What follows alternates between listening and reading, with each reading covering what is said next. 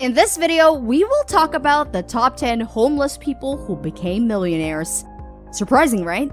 Looking at them now, you wouldn't believe that these people have been so poor that some of them found refuge in shelters and benches at parks.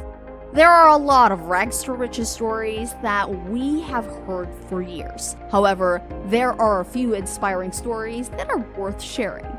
Today, we are going to look at people who were living on the streets or in their car, almost unable to fend for themselves, who today have become the richest people in the world. Who do you think will make the list? But before we proceed, don't forget to subscribe and ring the notification bell to get updates of our newest uploads.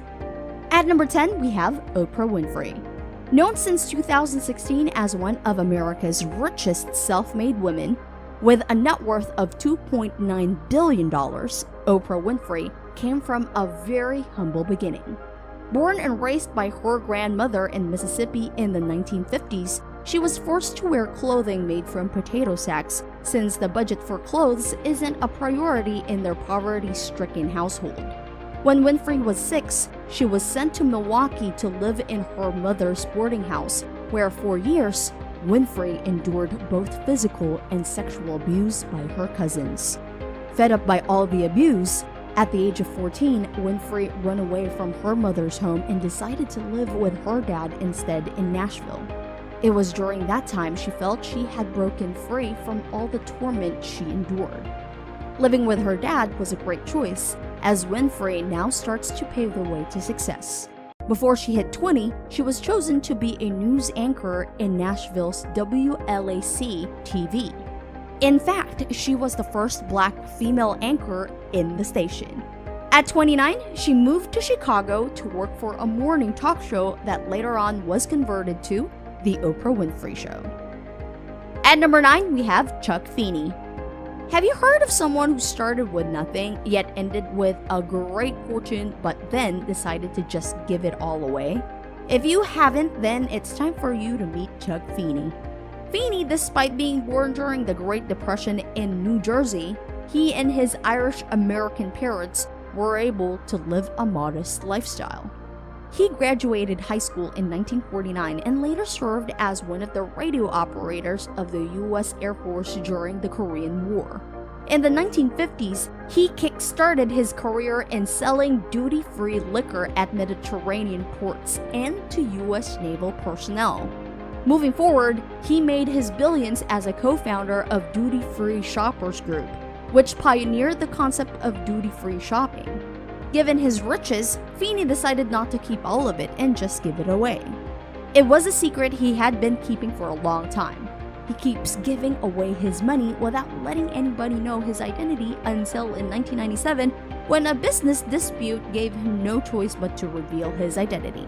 It was known that over the course of his life, he was able to give away more than $8 billion, which funded universities, hospitals, and other groups that Feeney deemed worth all the help. Now at 85 years old, he is left with about $2 million to live out the rest of his life. Although the amount of money he gave away and what the money he is left with is incomparable. Feeney still feels good about it, and he doesn't consider himself broke by any standard. At number 8, we have Mohed Altrad. Today, Mohed Altrad is known to be one of the leading manufacturers of scaffolding and cement mixers, but the road to his success is a story like no other. Mohed was born in 1948. His father was the leader of a Bedouin tribe in the Syrian desert. His mother was a rape victim of his father, who died giving birth to Mohed. When Mohed was born, his father refused to take care of him, leaving him in the care of his grandmother. She banned him from attending school in Raqqa, the city that is now the capital of ISIS, believing he was destined to become a shepherd. Despite her grandmother's disapproval, Mohed attended school, excelled in exams, and had made his way to attend to a university in France, even if he doesn't know French. While living off one meal a day, he earned himself a doctorate degree in computer science and worked for some French companies. Over the years, he was able to save up his money and eventually bought a failing scaffolding company, transformed it into the leading makers of scaffolding and cement mixers, Altrad Group.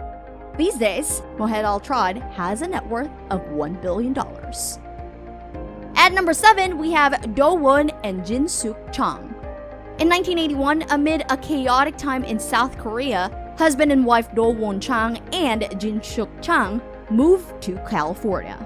When the couple got to California, in order to survive in an attempt to save money, Doughwood juggled 3 jobs. He worked at a gas station. He washed dishes in a coffee shop for $3 an hour and started up a small office cleaning business. JinSook, on the other hand, to help her husband, worked as a hairdresser. After 3 years of hard work, the couple was able to save up $11,000. In 1994, in downtown Los Angeles, the couple opened a small apparel store named Fashion 21. In its first year, the shop was a hit and earned $700,000. This led the couple to open new stores every 6 months and have changed the store's name to Forever 21. Now an international empire, Forever 21 has about 790 stores across the globe. The combined net worth of the couple is $3 billion. At number 6, we have Larry Ellison. Larry Ellison was born in 1955 in Bronx, New York, to a single mother. Growing up, Ellison had a tough childhood. Well, we believe so far all of the people on this list came from a tough childhood. Anyway, since Ellison's mother couldn't afford to raise him, she has given him up for adoption before he was raised by his aunt and uncle in Chicago, both from the working class. At 12 years old, he found out he was adopted and repeatedly told by his adoptive father that he was good for nothing. After his adoptive mother dies, Ellison dropped out of the University of Illinois. He then tried to continue his studies and enrolled at the University of Chicago, but decided to drop out again and decided to move to California, where he worked doing odd jobs for 8 years. Having developed an interest in computer science, he became a self-taught computer programmer and founded his own company, Software Development Labs, or SDL, with his business partner Robert Miner in 1977. By 1986, Ellison's idea of a lifetime, the Oracle Relational Database, had gone public, and one of its first customers was the CIA. Their product later became the most popular database ever sold and catapulted Ellison to billionaire status. His current net worth is an eye-watering $48.7 billion. At number 5, we have Howard Schultz. You might not find his name familiar, but you have been enjoying his coffee brand for so many years now. Yes, we're talking about Howard Schultz, the Starbucks CEO. With all of his riches today, nobody would have imagined that he grew up with a very ordinary upbringing. Born in the 1950s and grew up in a New York housing project, he was the first from his family to graduate from college. Schultz got a college education from an athletic scholarship. After graduation, he went to work for Xerox and was quickly promoted to a full-scale representative. In 1982, he joined Starbucks as the director of marketing, which had only 60 shops at that time. 5 years later, he left the company and opened his own coffee shop called Il Giornale. Since his company was doing very well, the original Starbucks management sold the company to Schultz for $3.8 million. Once he bought the business, Schultz adapted the name Starbucks and aggressively expanded the coffee chain to more than 24,000 outlets globally. To date, Schultz's net worth is now a whopping $3 billion. At number 4, we have Leonardo Del Vecchio. Del Vecchio was born in 1935 in Milan, Italy, to a very poor family. His father died a few months before his birth, and his mother was unable to support him financially, so she gave him away to an orphanage a few days after giving birth to him. In his adulthood, he was able to work in a factory making molds of auto parts and eyeglass frames, where he lost part of his finger. With all the hardships, Vecchio remained undeterred. At the age of 23, he opened his own modeling shop, which eventually expanded to become the world's largest maker of prescription eyewear and sunglasses. Oakley and Ray-Ban are two of the most famous brands that Vecchio produces. With a net worth of $18.7 billion, according to Forbes, he is the second richest man in Italy. At number 3, we have Roman Abramovich. Chelsea Football Club owner and multi-billionaire business tycoon Roman Abramovich had a tough start in life. At 2 years old, he was orphaned and his uncle raised him in the subarctic region of northern Russia. In 1987, while being a student at the Moscow Auto Transport Institute, he started a small company producing plastic toys, which eventually helped him find an oil business and make a name for himself within the industry. Later, he became the sole leader of the Sibneft company. He then sought the help of Russian business oligarch Boris Berezovsky to complete a merger that made Sibneft the fourth biggest oil company in the world.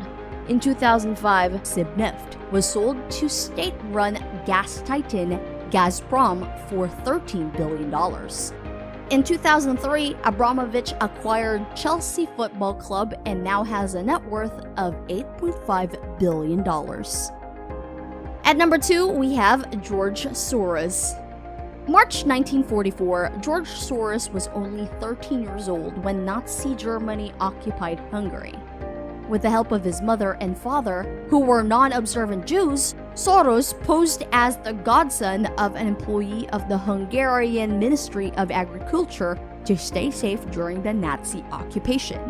In 1947, Soros escaped the country to live with relatives in London. While studying at the London School of Economics, Soros was also working as a waiter and railway porter. Following his graduation, Soros worked at a souvenir shop before getting a job as a banker in New York City. On September 16, 1992, his famous bet against the British pound during currency crisis in the UK made him profit of $1 billion. His bet ultimately cost the country $4.1 billion.